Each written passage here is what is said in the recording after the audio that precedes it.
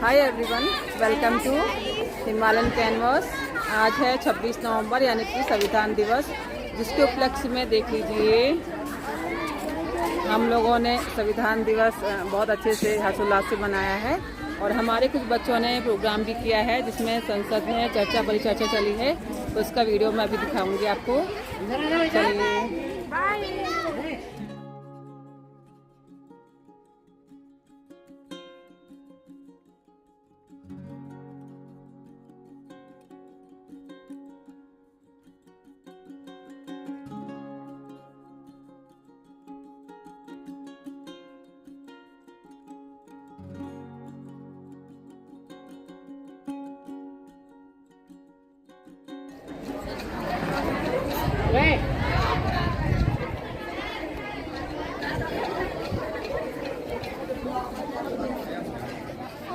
अब आप लोग बात ना करें आपस में, और जो भी कार्यक्रम है इसका आप ध्यान से मंचन देखें, क्योंकि ये सिर्फ मनोरंजन के लिए नहीं है, आज के दिन की महत्ता को भी परिलक्षित करेगा और आपको एक समझ देगा कि हमारे देश की संसद किस तरह काम करती है। अब ठीक है, सबसे पहले क्योंकि हम किसी भी कार्यक्रम की शुरुआत ईश्वर वंदना से करते हैं, तो हम सरस्वती वंदना करेंगे।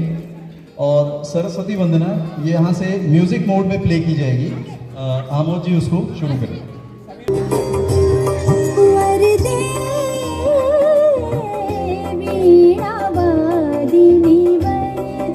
सबसे पहले मैं आमंत्रित करता हूँ हमारे वरिष्ठ सहयोगी और संविधान विशेषज्ञ श्री अभिषेक यादव जी की कि वो मंच पर आए और प्रधानाचार्य जी को संविधान की प्रति प्रस्तुत करें। डॉक्टर भीमराव अम्बेडकर ने संविधान की पहली प्रति उस समय के राष्ट्रपति डॉक्टर राजेंद्र प्रसाद जी को भेंट की थी।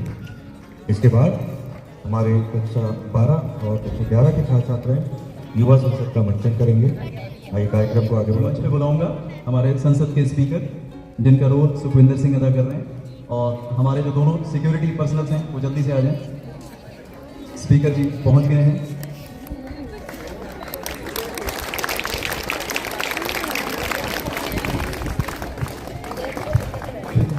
माननीय सदस्यों, अब हम इस प्रश्नकाल की कार्रवाई शुरू करते हैं।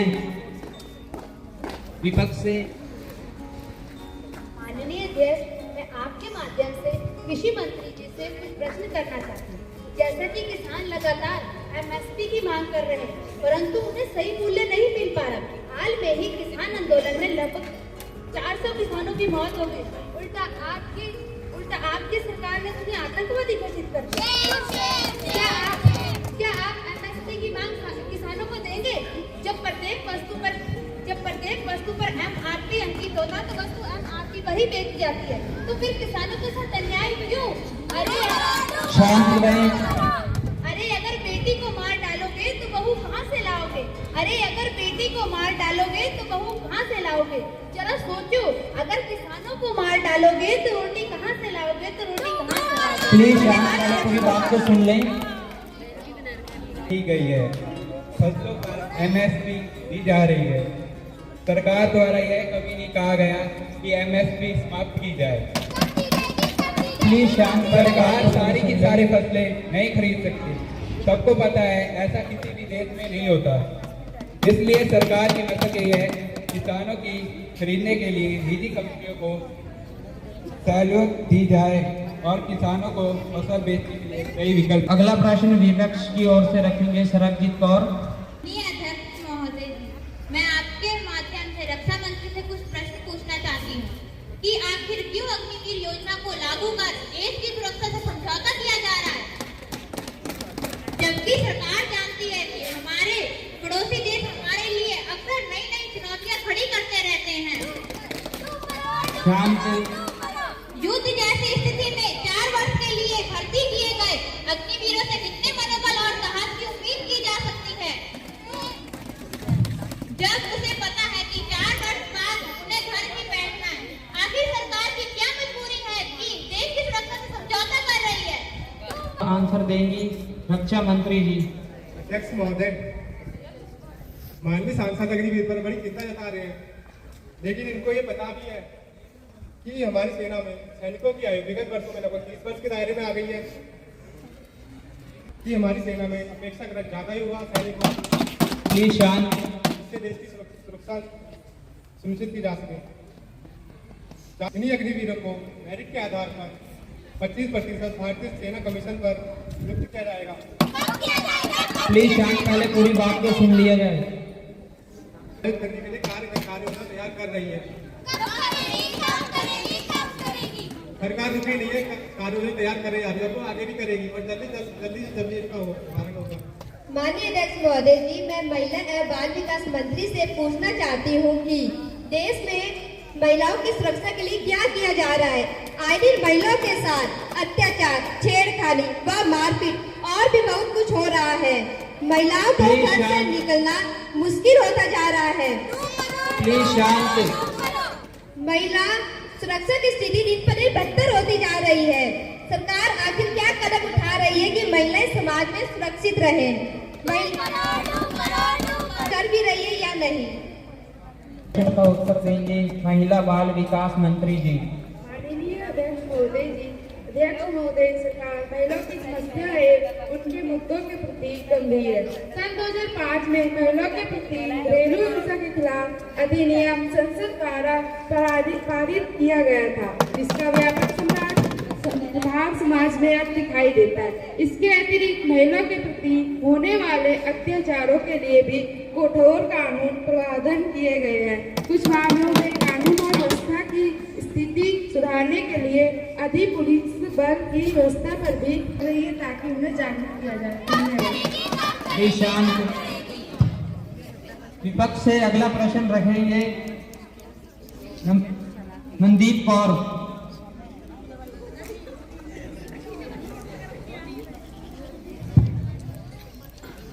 माननीय अध्यक्ष महोदय जी, मैं खेल मंत्री से प्रश्न पूछना चाहती हूँ। सरकार खेलों को बढ़ावा देने के लिए आखिर कर क्या रही है? ऐसा लगता है कि खिलाड़ियों के उत्साह के लिए सरकार के पास कोई ठोस नीति नहीं है। 140 करोड़ लोगों को हमारा देश है जो पदक के मामले में पीछे रह जाता है, जिनकी आबादी हमारी 1/4 भी नहीं है। हमारे जो खिलाड़ी अच्छा प्रदर्शन करके आते हैं उन्हें भी कुछ शांत बनाए रखें भी। इस सोच के साथ सरकार खेल कूद और खिलाड़ियों के लिए अच्छा करेगी। क्या स्कूल स्तर से ही बच्चों को खेलों की रुचि बढ़ाने के लिए कोई ठोस कार्य योजना बनाएगी? स्कूलों सबका पक्ष की ओर इस प्रश्न का उत्तर देंगी खेल मंत्री जी। माननीय अध्यक्ष महोदय, सरकार खेलों के लिए कमिटेड है और इसके लिए योजनाबद्ध तरीके से कार्य कर रही है। हमारी सरकार द्वारा युवा खिलाड़ियों को प्रोत्साहित करने के लिए खेलो इंडिया अभियान शुरू किया गया। नए बच्चों को खेलों के प्रति प्रोत्साहित करने के लिए पहले से ही शिक्षा मंत्रालय द्वारा विद्यालय के टाइम टेबल में खेल के वादन रखने के लिए भी दिखाई दिया जाएगा। प्लीज शांत, पहले बात को सुन लें। आप इतनी चिंता मत जिताइए, बहुत जल्दी दिया जाएगा। आप विपक्षियों को हमारी सरकार को नीचा दिखाने के सिवाय आता ही क्या है? क्या आपको ये पता है? आपको ये क्यों नहीं दिखाई दिया गया कि 2020 के ओलंपिक में भारत ने 9 पदक जीते, जो कि भारत का अभी तक का बेहतर प्रदर्शन रहा है? क्या उस समय आपके हाथों में पट्टियां बन चुकी थी? प्लीज शांत। आपकी सरकार तो अपने कार्यकाल में कुछ कर नहीं पाई और जब हमारी सरकार कुछ बेहतर करने का प्रयास कर रही है तो आपको उसमें कमियां नजर आ रही हैं। प्लीज शांत, पहले पूरी बात सुन लें। अध्यक्ष, मैं आपके माध्यम से संस्कृत मंत्री से क्वेश्चन करना चाहती हूँ कि जब अयोध्या में हिंदू की आस्था का प्रतीक भगवान राम का मंदिर बना, यह बड़ी अच्छी बात है, पर दुख की बात यह है क्योंकि मंदिर परिसर के लिए जिससे मकान, दुकानें और जमीनें दी गई, उन्हें अभी तक कोई उचित दाम नहीं दिया गया। प्लीज शांत, पहले पूरी बात सुन लें। कितने परिवार बेघर हो गए और कितनों के रोजगार चले गए, लेकिन सरकार को कोई होश खबर नहीं है। शांत शांत। आखिर सरकार कब इनकी सुध लेगी? क्या सरकार जुल्म करके ही शासन करना चाहती है? धन्यवाद। उत्तर देंगी संस्कृति मंत्री जी।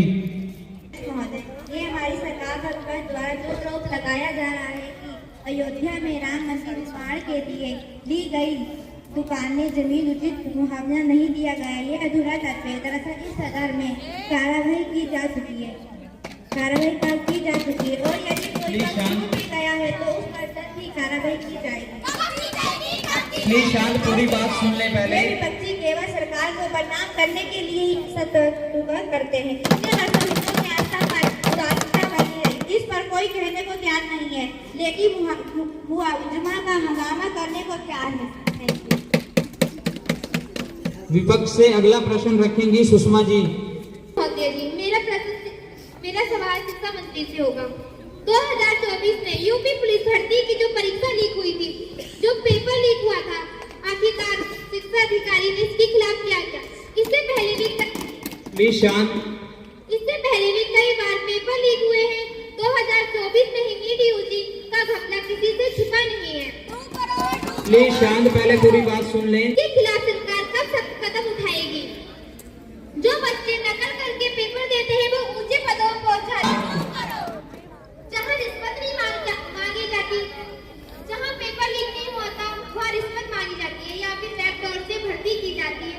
ऐसे में तो गरीब का बच्चा कभी कुछ नहीं कर पाएगा और ना ही किसी सरकारी पद में पहुंच पाएगा। ऐसे में तो व्यक्तियों के बीच निराशा और बढ़ेगी और समाज में खराब आएगा। इस प्रश्न का उत्तर देंगी सत्ता पक्ष की और शिक्षा मंत्री जी। माननीय अध्यक्ष महोदय, युवा हमारे देश का भविष्य है और युवाओं की बेहतरी के लिए सरकार लगातार काम कर रही है। और जहाँ तक बात आती है पेपर लीक की, तो मैं आपको यही कहूँगी कि पेपर लीक के मामले पर टास्क फोर्स गठित कर दिया गया है और इसके गुनहगारों को उनकी कठोर कार्यवाही की जाएगी। प्लीज शांत रहें। इसका नुकसान उठाने नहीं दिया जाएगा और इस मामले में सम्यक वैकल्पिक रास्ता निकाला जा रहा है। स्वास्थ्य मंत्री से है, बिहार के चंपारण जिले के अस्पताल और मेडिकल कॉलेज द्वारा मरीजों का इलाज न करके उन्हें एक्स या उच्च केंद्रों के लिए रेफर कर दिया जाता है। प्लीज शांत, पहले पूरी बात सुन लें। ये अस्पताल मरीजों का इलाज न करते बल्कि एक रेफर एजेंसी की तरह काम कर रहे हैं। शांत। मैं स्वास्थ्य मंत्री से ये जानना चाहती हूँ कि जब छोटी मोटी बीमारियों का इलाज हो सकता है तो मरीजों को रेफर क्यों किया जाता है? शांति बनाए रखें। इन बड़े या रेफर किए जाने वाले अस्पतालों में मरीजों से अच्छी खासी रकम वसूल ली जाती है। चाहती हूँ स्वास्थ्य मंत्री इसका जवाब दें।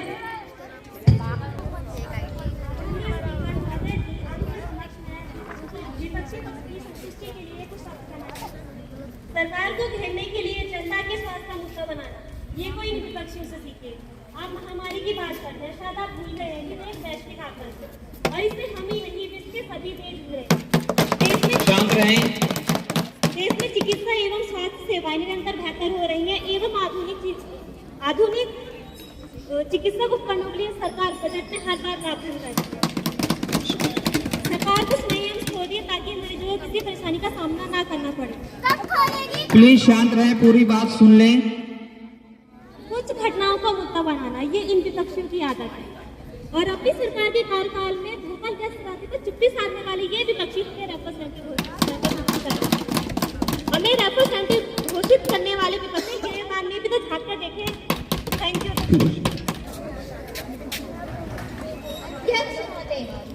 हमारे देश में एक अजीब विडंबना चल रही है।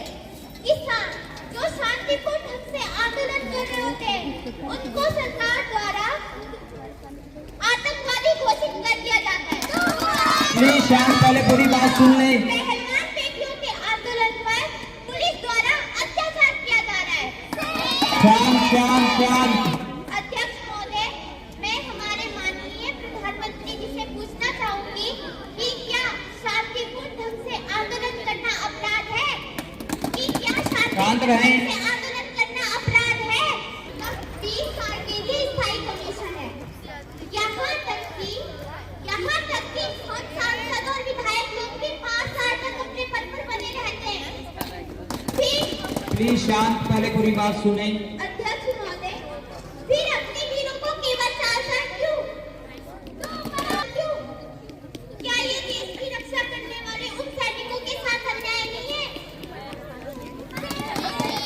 शांत रहें। नहीं होना चाहता। अब कोई युवा सेना में भर्ती नहीं होना चाहता। अध्यक्ष महोदय, स्वास्थ्य सेवाओं की तो मैं क्या कहूँ। अभी हाल में ही कोरोना महामारी के समय अस्पतालों में बेड की व्यवस्था नहीं थी। अस्पतालों में बेड की कोई व्यवस्था नहीं थी। प्लीज शांत रहे, पूरी बात सुन लें। और ना ही ऑक्सीजन सिलेंडर की कोई व्यवस्था थी। वोटों की राजनीति की जा रही है। प्लीज शांत रहें। लेकिन जिन लोगों की जमीनें छीनी गई, जिन लोगों के रोजगार छीने गए, जिन लोगों के मकान दुकानें छीनी गई, उन्हें आज तक मुआवजा नहीं मिला। कर्तव्यों का निर्वाह करते हुए हमारे सामने एक कार्य योजना प्रस्तुत करें। माननीय अध्यक्ष महोदय, लोकतंत्र में विचार विमर्श, वाद विवाद, प्रश्न उत्तर के लिए स्थान होना चाहिए। नेता विपक्ष द्वारा लगाए गए सभी आरोप सरकार द्वारा संज्ञान में लिए गए हैं। यदि किसी में त्रुटि रह जाती है तो यहाँ इसे ठीक करना और सुधारना हम सबका नैतिक कर्तव्य बनता है। पहलवान बेटियों के विरोध के प्रति सरकार संवेदनशील है और इसके लिए एक जांच आयोग बिठा 30% अग्निवीरों को सेना में स्थायी कमीशन दिया जाएगा। शांत रहें, पूरी बात सुन ले। शेष के लिए कार्य योजना तैयार की जा रही है। कृषि कानूनों को सरकार वापस ले चुकी है। इसके अलावा अयोध्या में जिनकी जमीनें ले ली गई थी उनको प्रकरण की प्राथमिकता के आधार पर निस्तारित किया जा रहा है। मैं कहना चाहूंगी नेता विपक्ष से, हम सब भारत के नागरिक हैं और हम सब में से किसी को भी कभी ना कोई काम करना है, कभी ना वो शब्द बोलने हैं, कभी वो विचार नहीं करना जिससे हमारी भारत माँ का सिर झुके। और मैं